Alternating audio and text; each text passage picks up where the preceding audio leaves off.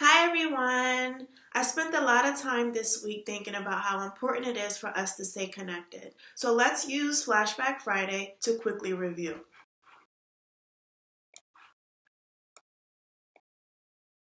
So we started the week off with some haiku fun, and through this we learned the structure of a haiku and how important it is for us to count syllables.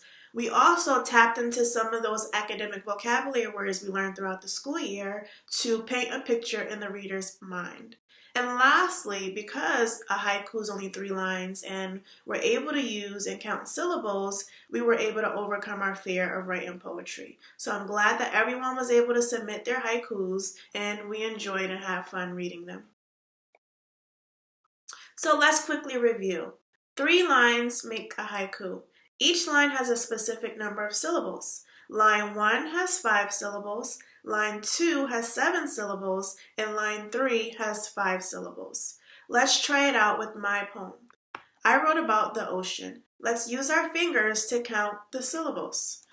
Beautiful ocean. Roaring waves crash down on me. 5, 7, and lastly, let's see if the last line has 5. Floating in the foam. Excellent. So using that 5-7-5 syllable rotation helps us build a concrete and solid haiku with those beautiful descriptive vocab words. Let's see how everyone did. So I've included a few student samples. Please do not worry if you are not featured in this week's distance learning pre-recorded videos. There are many more to come.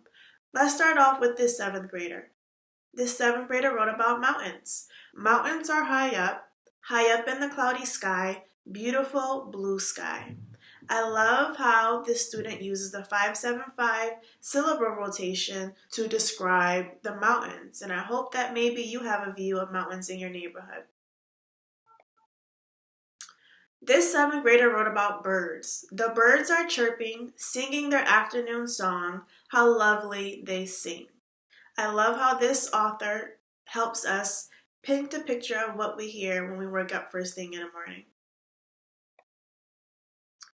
This 8th grader wrote about peace. It smells like a rose. Peace is a bowl of colors. It tastes like sugar. I love how you use similes to describe your representation of peace. A full world. This 8th grader describes their idea of our world around us. The air smells stuffy. The feeling of love is gone. A full world has no life. Really deep, but we understand it can make meaning from it. Excellent job taking a risk.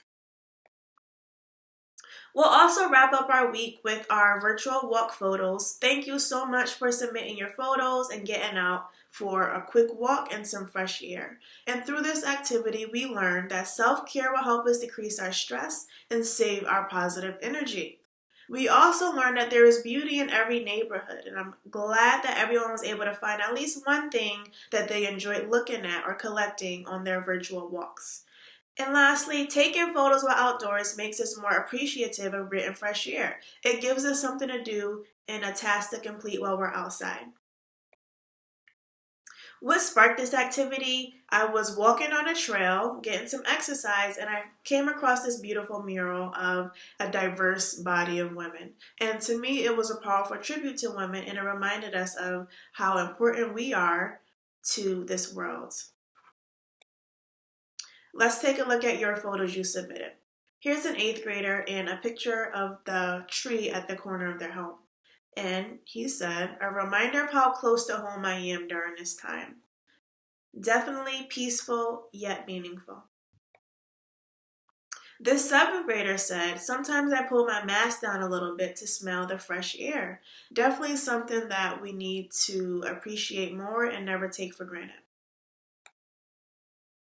This 7th grader said, when my family and I are stressed, we just look up. What a wonderful view to have in their backyard.